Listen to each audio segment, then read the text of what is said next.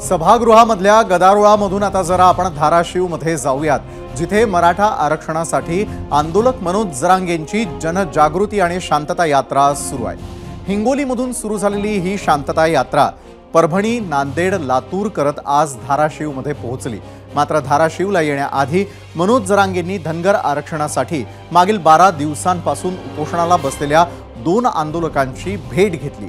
धनगर समाजाची अनुसूचित जमातीमध्ये अंमलबजावणी करावी या मागणीसाठी लातूरच्या पुण्यश्लोक अहिल्यादेवी होळकर चौकात चंद्रकांत हजारे आणि अनिल गोयकर उपोषणाला बसलेले आहेत आणि या दोघांची प्रकृती खालावलेली असून त्यांची विचारपूस करण्यासाठी जरांगे उपोषणस्थळी दाखल झाले। यावेळी मराठा धनगर एकजुटीचा विजय असो अशा घोषणा देखील देण्यात आल्या आणि त्यानंतर मनोज जरांगे पुढे धाराशिवकडे निघाले आणि तिथे त्यांनी धनगर आरक्षणाबाबत महत्त्वाचं विधान केलं। धनगर आरक्षणाचा प्रश्न मार्गी लावावा म्हणून मराठा समाज मोठा भाऊ म्हणून पुढाकार घेईल असं जरांगे म्हणाले। त्यांची शांतता यात्रा आज धाराशिवमध्ये आहे आणि त्या रॅलीमध्ये ते काय बोलले ते पाहूयात। एकजुटीनं सगळा समाज बाहेर पडा। 4 अन 2 जणांना ह्या गोष्टी होत नाही।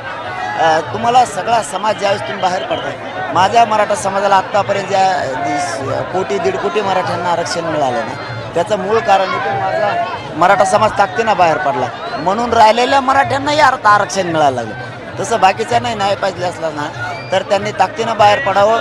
मराठा म्हणून, तुमचा मोठा भाऊ म्हणून, या जनतेचा मुलगा, एक लेकरू म्हणून मी ताकदीनं लढायला तयार आहे। मराठा आंदोलक मनोज जरांगे खुद्द आपल्या सोबत असणार आहेत अवघ्या काही मिनिटांमध्ये। मात्र आता पाहूयात मनोज जरांगेंनी धनगर आरक्षणावरती भाष्य केलं तर तिकडे ओबीसी नेते लक्ष्मण हाकेंनी आक्रमक पलटवार केलेला आहे, तो देखील पाहूयात। हे जरांगे पाटलांचे धनगर समाजाच्या आंदोलनाला दिशा देणं म्हणजे हे मगरीचे अश्रू आहेत। जरांगे पाटील म्हणजे मेंढराच्या कळपामध्ये जाऊन लांडग्यानं त्या मेंढराबरोबर दोस्ती करणं आणि एक दिवस त्या मेंढरांच्या कळपाचा फडशा पाडणं, अशा पद्धतीचं त्यांचं वर्तन आहे।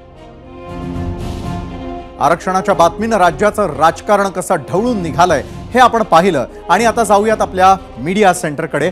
त्यावर आम्ही विचारलेल्या प्रश्नावरती तुम्ही दिलेल्या प्रतिक्रिया पाहण्यासाठी थेट आपण पोहोचलेलो आहोत आपल्या मीडिया सेंटरला। आजचा प्रश्न पुन्हा एकदा मराठा आणि ओबीसी यांच्यात सत्ताधाऱ्यांमुळेच तेढ, विरोधी पक्षनेते विजय वडेट्टीवारांचा आरोप पटतोय का? होय आणि नाही हे 2 पर्याय तुमच्या समोर होते। तुम्ही व्यक्त होताना काही महत्त्वपूर्ण प्रतिक्रिया। एक्स वरती राहुल पाटील म्हणतायत सर्व नेते एकाच माळेचे मणी आहेत। मिलिंद पटेकर म्हणतायत मुख्यमंत्री एकनाथ शिंदेंनी सर्व पक्षीयांना आरक्षणाबाबत आपलं मत मांडण्यासाठी आमंत्रित केलं पण सर्व गैरहजर होते, यावरून सिद्ध होत आहे की आरक्षण विरोधी कोण आहे। शिवप्रसाद पवार म्हणतायत जे आरोप केले खरे आहेत कारण सत्ताधाऱ्यांनी मराठा आणि ओबीसी मध्ये भांडण लावायचं काम केलंय। तर YouTube वरती अनिल खंजिरे लिहितायत सरकारनं सर्वपक्षीय बैठक आयोजित केली, त्याला विरोधी पक्षानं हजर राहिलं पाहिजे होतं, उलट सरकारवर आरोप करणं चुकीचं आहे। सुशांत निकम म्हणतायत समाजामध्ये तेढ निर्माण करायला सत्ताधारी लोक जबाबदार आहेत। फेसबुक वरती जीवन कुलकर्णी लिहितात आरक्षण विषयावरती सर्वांनी लवकर मार्ग काढला पाहिजे, विनाकारण राजकारण करतायत। त्यानंतर इंस्टाग्रामवरती शरद सोळंके लिहितात सत्ताधारी आणि विरोधक दोन्ही पण एकाच माळेचे मणी आहेत, आपला राजकीय स्वार्थ कसा साध्य करता येईल यालाच प्राधान्य देतात।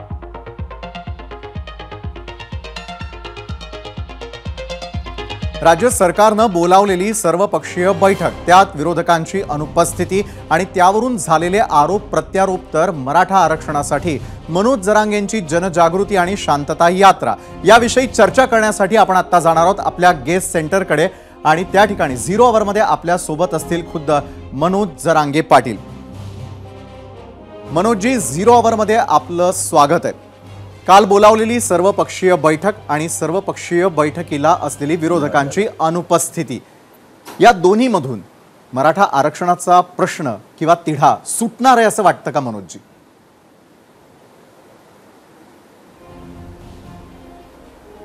हे राजकारणी लोक कधीच मराठ्यांना आरक्षण मिळू देणार नाहीत। कारण शेवटी हे राजकारणच करणार, विरोधी पक्ष असो किंवा ते महाविकास आघाडी असो नाही तर महायुती असो, हे फक्त ढकलेणार आहेत एकमेकांवरती. हे प्रत्येक वेळेस दोषी एकमेकाला धरणार आहेत, मात्र बळी ही जनतेचाच देणार आहेत. 100% हे मी सांगतो हेच खरं आहे. हे फक्त एकमेकावरती लोटणार आहेत, ते आले नाही हे आले नाही. अरे आम्हाला माहिती आहे बाबा ते येणार नाहीत, त्यांच्यामुळंच मराठ्यांचं लय वाटलं झालं आहे. परंतु आता तुम्ही चूक सुधारा ना मग त्यांची. तुमच्याकडून लोकांच्या अपेक्षा आहेत, तुम्ही द्या. तुम्हाला राजकीयची इच्छाशक्ती नाही आहे सत्ताधाऱ्यांना सुद्धा. उगं कोलायचं नुसतं याचं त्याच्यावरून त्याचं याच्यावर कोलायचं, ते नाही आले ते नाही आले. अहो ते येणारच नाही, त्यांना कधी चांगलं व्हावं वाटतंय कोणाचं, आणि तुम्हाला तरी वाटतंय कुठं चांगलं व्हावं कोणाचं. धनगर बांधवांच्या आरक्षणाचा विषय तुम्ही 10 वर्षापूर्वीच म्हणला होता, आणखीन दिलं नाही. तसंच मराठ्यांचं सुद्धा आहे, तुम्ही द्या. आम्ही बार बार सांगतो तुम्हाला की तेच तेच तेच तेच काढू नका, आणि मराठ्यांना येड्यात काढू नका की ते आले नाही ते आले नाही ते नका घ्या, त्यांना तिकडं नदी ढकलून द्या. नाही आले तुम्ही कचकून द्या ना जनतेला. जनता मोठी होईल, जनता तुमच्या पाठीशी राहील. तुम्हाला द्यायचं नाही, नुसतं रडत बसायचं ते नाही आले जाऊन द्या त्यांना तिकडं, द्या ना ढकलून बाजूला. त्यांच्या पाठ्यावर लाट टाकून द्या हाकलून त्यांना तिथून. ते नाही ऐकत, तुम्हीच तुमची राजकीय इच्छाशक्ती दाखवा आणि मराठ्यांना त्यांचं हक्काचं ओबीसीतलं आरक्षण द्या ना. उगं कारणं सांगायचे येणे त्यांना आणि त्याने यांना. आम्हाला माहिती आहे आमच्या बऱ्यावर कुणीच नाही, सत्ताधारी असो नाही तर विरोधक असो, हे गोरगरीब मराठ्यांचं वाटलंच करणार. पण आता आम्ही होऊ देणार नाही, ओबीसीतूनच आरक्षण घेणार आणि घेऊनच दाखवणार आम्ही. बरं, राजकीय इच्छाशक्ती नसल्याचं तुम्ही मगाशी म्हणालात. विजय वडेट्टीवारांनी मोठी टीका केलेली होती. त्यांचं म्हणणं आहे की सत्ताधाऱ्यांमुळेच मराठा आणि ओबीसी यांच्यामध्ये तिढा निर्माण झालेला आहे. खरं तर मुळात या दोन्ही समाजांमध्ये तिढा निर्माण झालाय असं तुम्हाला वाटतं का, आणि वाटत असेल तर त्याला कोण कारणीभूत आहे? छगन भुजबळ, फक्त छगन भुजबळ.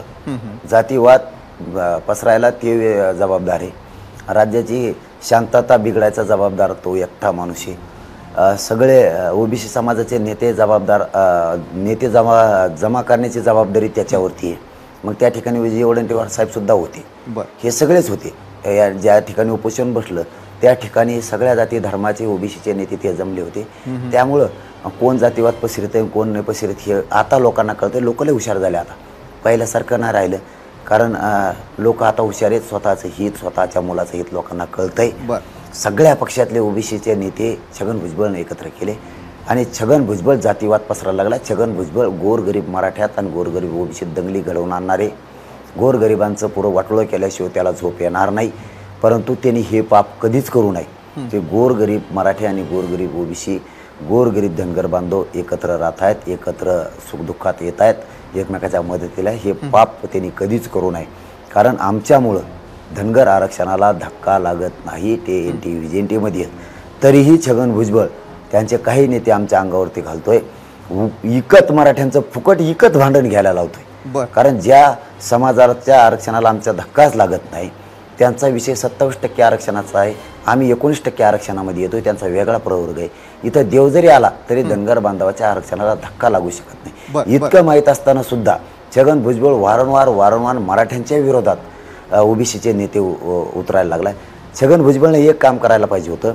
ज्या धनगर बांधवांच्या जीवावर तो आंदोलन करतोय, राजकारण करतोय, स्वतःचा फायदा उचलून घेतोय, आंदोलन एकाचा आमदारक्या तिसराच वाटतोय. छगन भुजबळने एक काम करायला पाहिजे होतं. धनगर बांधवांना एसटीतून आरक्षण मिळवून देण्यासाठी सगळी ताकद लावणं गरजेचं होतं. सगळे ओबीसीचे नेते एकत्र करणं गरजेचं होतं. ते कधीच करत नाही, कारण त्याला गोरगरीब जनतेची गरज नाही. म्हणजे मराठ्यांचे नेते तसलेच आहेत, त्यांना मराठ्यांची गरज नाही. असेच ओबीसीच्या नेत्याला सुद्धा सामान्य बोलताय. मात्र मनोजजी, मला तुमची भूमिका स्पष्टपणे जाणून घ्यायला आवडेल, किंबहुना महाराष्ट्राला ती जाणून घ्यायला आवडेल. कारण असं आहे की छगन भुजबळांचं आज तुम्ही उघडपणे नाव घेताय, मात्र काल बोलत असताना तर छगन भुजबळांना बळ देणारा नेता कोण, तर पुन्हा एकदा तुमचा सूर किंवा तुमचा थेटपणे जो इशारा आहे तो देवेंद्र फडणवीसांकडे होता. आज मात्र पुन्हा एकदा छगन भुजबळांबद्दल बोलताय. म्हणजे काल सॉफ्ट कॉर्नर आणि आज पुन्हा एकदा टार्गेट कोण, तर छगन भुजबळ की देवेंद्र फडणवीस? नाही, फडणवीस साहेबाला का सोडा, आपण चुकलेला माणसा सोडित नाही. मग तो मराठ्याचा असो नाही तर तो कोणत्या जाती धर्माचा, जाती धर्माचा आपल्यापाशी विषय नाही. जो जातीत वाद पसरवी तो आपण सोडतच नाही. छगन भुजबळ ह्यो पहिल्यापासूनच मराठ्यांच्या आरक्षणाचा मारेकरी. मराठ्यांचे लोक जगलेच नाही पाहिजेत, पुरे खलास झाले पाहिजेत, म्हणजे सगळे याला ओरबडून खाता येईल अशी भावना आहे त्याची. आता फडणवीस साहेबांवरती का बोलतोय आम्ही, तर सत्य ते बळ त्यांनी दिले, मंत्रिपद त्यांनी दिले, मंत्रिपदाचा गैरवापर ओबीसीचे सगळे नेते आमच्या विरोधात करायला लागले. याला जबाबदार फडणवीस साहेबच आहेत. त्यांनी बळ जर नाही दिलं तर जातीवादच होत नाही. त्यांना कळत नाही का, हे दिसत नाही का की काय काय प्रकार चाललेत, छगन भुजबळ कसा वागतोय. छगन भुजबळ एक दिवस फडणवीस साहेबांना आमची विनंतीपूर्वक सांगणं आहे, पूर्ण भाजप संपवेल ते महाराष्ट्रातलं. तुम्ही त्याच्या नादात राहणार, त्याचं ऐकणार, त्याच्या नादानादात ओबीसीच्या मतदानाच्या नादानादात मत पाहिजे नेरेटिव्ह भरून काढायचा या नादानादात अख्खं भाजप संपवल बसाल. तुम्हाला वाटत असेल मी वयानं बारीक आहे, मी ज्ञान शिकू नाही, पण मी सांगतोय फडणवीस साहेब तेच खरं होणार. बघा तुम्ही होत आहे का नाही. ह्यो इतका अपेक्षा पायाचा माणूस आहे, जिथं जाईन तिथं काडी लावूनच येतो. ह्यो जिथं जाईन तिथं सगळा वसुदेव करून येतो. ह्यो इचकायला पक्का आहे, सगळं इचका दिदारा करीत असतो ह्यो सगळ्यांचा. तुम्हाला आता कळालंय, पुन्हा विधानसभेत सुद्धा फडणवीस साहेब कळणार आहे. तुम्ही जर त्याचा ऐकून मराठ्यावर अन्याय केला की शेवटी मी बोललेला अर्थ तोच होतो मग, की ह्यो पुरं भाजप संपविणार आणि फडणवीस साहेब तुम्ही जबाबदार राहणार त्याला भाजप संपवला. कारण तुम्ही अशा दळभद्रीला जवळ केलं, जो जाती जाती दंगली घडायला लागलाय आणि याच्यामुळं प्रचंड वातावरण राज्यात खराब झालं. प्रचंड. आम्ही कधी जातीवाद नाही केला. ह्यो इतके भयानक भाषणं करायला लावतो. आम्ही आंतरवालीत बसलो, ह्यो त्या तालुक्यात येऊन एल्गार सभा घेऊन मराठ्यांचे हातपाय तोडायची भाषा केली, माझे हातपाय तोडायची भाषा, यांनी भाषणं वाटून दिलेत. पण आम्ही तुमचा बाकीच्यांना विरोधक तुमचा मानलेला रोग नाही. मला खरंच लक्षात आलेला तोच आहे. पक्का पुढचा विरोध प्रश्न आहे. तुम्हाला विचारायचा पण हे आहे, तरी थोडी बी- कमतरता आहे म्हणून, तरी हे बोलतेच. की शरद पवारांच्या राष्ट्रवादीचे अमोल कोल्हे ज्यावेळेला भाषण करतात, त्यांच्या भाषणाची क्लिप व्हायरल होते, त्यामध्ये ते स्पष्टपणे म्हणतात की कुठल्याही समाजाला किंवा मराठा समाजाला आरक्षण देताना इतर कुठल्याही आरक्षणाला धक्का लागू नये. मात्र अशा वेळेला बीडचेच असलेले तुमचे खासदार देखील त्या ठिकाणी बाकं वाजवताना आपल्याला पाहायला मिळाले.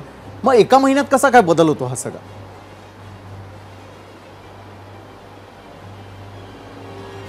नाही, शेवटी काय असतं, मराठ्यांचे मतं घेऊस तर गोड बोलायचं पुण्यात. बर एकदा मराठ्यांचे मतं घेतले की झाली जात जागी.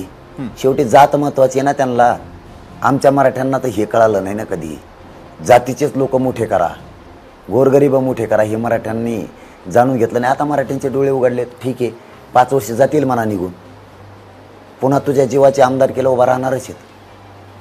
ते पाडता येतील मराठी, ते पाडतील, काय हरकत नाही. एखाद्याला खासदार केलं मराठ्यांनी, मग तो बदलला, त्याला वाटत असेल मी 5 वर्षासाठी आता मला टेन्शन नाही, पण त्याच्या जीवाचे कोणी ना कोणी आमदार केलं उभा करतील ना मराठी, ते पाडीतील. जाऊ द्या, एखादी चूक होत असती, समाजाकडून होती, माझ्याकडूनही होती, असं काहीच नाही. चुका माफ करायला लागतात, त्या पोटात घ्यायला लागतात आणि सोडून द्यायला लागतं. सरकार जे डावं करतंय आता याच्याकडे जास्त आपलं लक्ष मराठा समाजाचं असणं गरजेचं आहे. झाल्या गेलेले विषय सोडून द्यायचे. सरकार पुन्हा एक डाव कालपासून रचतंय, त्याची आज दुपारी माहिती आम्हाला मिळाली. काही तृप्त आत्मी आहेत आमच्यात, काही समन्वयक, काही अभ्यासक, यांची एक टीम जमा करायला लागले जरा, अशी मला माहिती मिळाली. माझ्या विरोधात बोलण्यासाठी, मी हटण्यासाठी, मला याच्यातून हटवायचंय अशी माहिती. नावं मला उद्या डिटेल येणार आहेत त्यांची. आता मुंबईत काय सरकार घडून आणायला लागलंय, काय करायला लागलंय, ही मला आज दुपारी माहिती मिळाली. की काही समन्वयक आहे, आता त्यांना काय हे बघवत नाहीये मी समाजासाठी काम करतोय. काही अभ्यासक येतं, काही म्हणतोय मी तुम्हाला, काही खूप चांगले येतं की ते ताकदीनं मागे. पण नावं मला उद्याच्याला 12 वाजेपर्यंत उद्या नावं येणार आहेत मला, 12-1 वाजेपर्यंत. हे सरकारनं घडून आणूच नाही. शिंदे साहेबांनी नाही, फडणवीस साहेबांनी बी नाही, अजित दादांनी पण नाही. हे घडूनच आणू नये. कारण मी काय समाजापासून लांब जाऊ शकत नाही. मी तुम्हाला मॅनेज होत नाही, फुटत नाही. म्हणून शेवटी तुम्ही बदनामीचे काहीतरी डावा आणणार, खोटे आरोप करायला लावणार किंवा पत्रकार परिषदा घ्यायला लावणार, मी नाही हटणार. त्यांचं पोट दुखतंय खूप. मी पचनी पडत नाहीये. इमानदारी माझी त्यांच्या पचनी पडत नाही. मी समाजासाठी इमानदार आहे, समाजाचे लेकरं मोठं करायसाठी लढतोय. ते सरकारच्या बाजूने बोलायला तयार आहेत आणि मी जातीच्या बाजूने बोलतोय. पण समाजासमोर सरकारनं काय डाव रचलाय हे उघडं पडेल. कारण ते ज्यावेळेस काहीतरी घेतीलच ना, आता प्रेस घेतील किंवा भाषण करतील, त्यावेळेस ते चेहरे समाजासमोर येतील. त्यांनी एक लक्षात ठेवायचं, फक्त तुमच्या माझी निष्ठा तुम्हाला खपत नसेल, मी इमानदारी जातीसाठी करतोय तुम्हाला खपत नसेल, पण जातीचं वाटोळं करायला तुम्ही पाऊल उचलू नका. मराठ्यांना तुम्हाला सामोरं जायचं हे लक्षात ठेवा. आता मराठ्यांना सामोरं जायचं असं तुम्ही म्हणताय. विधानसभेसंदर्भातली तुमची भूमिका काय आहे? तुम्ही कॅन्डिडेट्स उभं करणार असं म्हणता आणि ओबीसी नेते तर थेटपणे आव्हान देत आहे की विधानसभा लढून दाखवा. अगदी एका वाक्यात मनोजजी. दादा, आम्हाला निवडणुका लढायच्याच नाहीत. ओबीसी आम्ही विरोधक मानलेलाच नाही, नेता बी नाही, जाहीर सांगतोय, मानलेलाच नाही. आणि एकदा मानल्यावर मग सोडत नाहीत आम्ही. त्यामुळे मानणार नाहीत, मानले नाहीत आणि कधी मानणार बी नाहीत, ही बी शब्द सांगतो. फक्त छगन भुजबळ ह्यो घडून आणतोय सगळा. त्यामुळे पाडायचे का उभा करायचे हे आम्ही 13 तारखेच्या नंतर आमच्या आणखी 2-3 बरं, 13 तारखेपर्यंत आम्ही देखील वाट पाहणार आहोतच. नक्कीच. धन्यवाद मनोजजी, तुम्ही 0 आवर मध्ये आलात आणि आमच्याबरोबर या संदर्भातली उघडपणे चर्चा केलीत, त्यासाठी धन्यवाद. तर एकंदरीतच आत्ता वेळ झालेली आहे आम्ही विचारलेल्या तिसऱ्या आघाडीच्या प्रश्नावरचा कौल पाहण्याची, आणि तोच कौल सविस्तरपणे पाहण्यासाठी आपण आता जाणार आहोत आपल्या पोल्स सेंटरला. आजच्या प्रश्नावरती एकूण मतं आपल्याला युट्यूबवर मिळालेली आहेत 15,000. होय म्हणतात 82%, नाही म्हणतात 18%. त्यानंतर एक्स वरती आलेल्या ज्या तुमच्या प्रतिक्रिया आहेत, तुमचा कौल काय सांगतोय? होय म्हणतात 46%, नाही म्हणतात 54%. एकूण मतं इंस्टाग्रामवरती आम्हाला प्राप्त झालेली आहेत 3,000, आणि तुम्ही कोणाला कौल दिलेला आहे तो आता पाहूयात. होय म्हणतायत 66%, 34% म्हणतायत नाही. तर फेसबुकवरती आलेल्या मतांची देखील तुलना करून पाहूयात. होय म्हणतायत 49%, 51% नाही. अधिवेशनामध्ये आजचा दिवस खऱ्या अर्थानं गाजवला तो सत्ताधाऱ्यांनीच, आणि त्यातही विरोधकांना कोंडीमध्ये पकडण्याची आयती संधी मिळाली होती, आणि त्याचं संधीचं जणू सोनं करण्यात आलं. विरोधकांची आरक्षण प्रश्नावरती 2 भूमिका आहेत असा मेसेज जनमानसामध्ये पोहोचवण्याचा प्रयत्न करण्यात आलेला आहे, हे मात्र नक्की. आता तो किती यशस्वीरित्या पोहोचलाय हे तर निवडणुकांच्या निकालांमध्येच दिसेल. महिनाभरापूर्वी झालेल्या लोकसभेमध्ये मनोज जरांगेंच्या मराठा आरक्षण आंदोलनाचा भाजप आणि महायुतीला मोठा फटका बसल्याच्या चर्चा महिनाभर झाल्या. अनेकांनी त्याचं अनालिसिस सुद्धा केलं. आताही अवघ्या काही महिन्यांवरती विधानसभा निवडणुका आल्या आहेत, आणि ज्या मराठवाड्यामध्ये महायुतीला मोठं नुकसान सोसावं लागलं, त्याच मराठवाड्यामध्ये मनोज जरांगेंच्या सभांचा धडाका सुरू आहे. त्यातही जरांगेंच्या निशाण्यावरती उपमुख्यमंत्री देवेंद्र फडणवीस आणि मंत्री छगन भुजबळ आहेत. आता जरांगेंमुळे त्यांना फटका बसणार असेल तर अर्थातच महाविकास आघाडीचा फायदा होईल, आणि त्यामुळेच कालच्या सर्वपक्षीय बैठकीला विशेष महत्त्व होतं, ज्यात विरोधकांनी जाणं टाळलं, आणि आता सत्ताधाऱ्यांना आयतीच संधी मिळाली आहे. आज तरी सत्ताधाऱ्यांनी विरोधकांवरती जोरदार पलटवार केलाय, मात्र आरक्षणाचा पेच अजूनही कायम आहे, आणि या मुद्द्याचा विधानसभेच्या निकालावरती परिणाम होणार हे नक्की. नमस्कार. मन शुद्ध तुझं ही वेगळ्याच प्रकारची मालिका तुम्हा सगळ्यांना खूप आवडली होती. याचा दुसरा सीझन कधी येणार अशी विचारणा झाली. प्रतीक्षा संपली आहे मित्रांनो. येतोय मन शुद्ध तुझचा दुसरा सीझन. होई मन शुद्ध तुझं.